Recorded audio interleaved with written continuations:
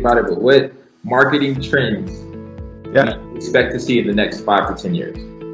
I can kind of kick us off on that if you want.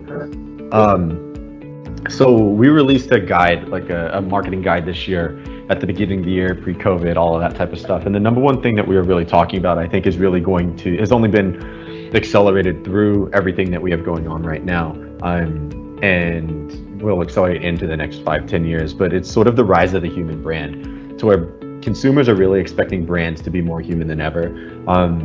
People are always looking at more followers and more likes, but it's really like, how can we be more likable? How can brands be human? If you look at the trends in content creation, if you look at the trends in paid media and advertising, influencer marketing, podcasts, all of these different things, it's all about brand humanity. So I think that's the number one thing. I think what we're going to see, even after digital, like you mentioned, is a lot less really massive production processes, and they're really relying on everyday people to tell the story of brands. Brands are going to invest more in those everyday people, those influencers, to really help them get their message across, because really word of mouth is the best form of marketing. If you really think about all of the brands that exceed and do well, it's because they built this network of people who love to talk about them. Own community offline.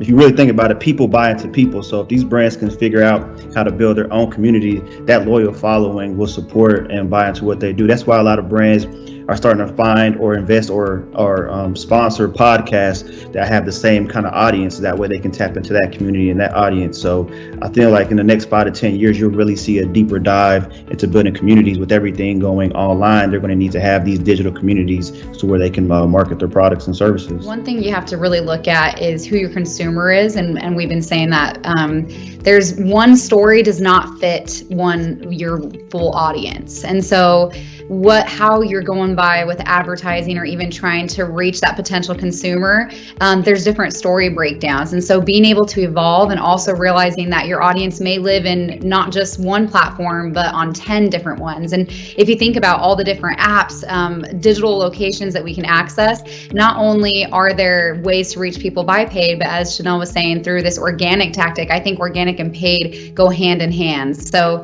find where they live. I always quote unquote call it become that online stalker. Find out where all these different audience personas live and how can you reach those potential consumers, and being able to evolve with that and also adapt to multiple different platforms. That'll definitely be a big game changer in the next coming years. And whoever can do it quicker will succeed at it faster too. So.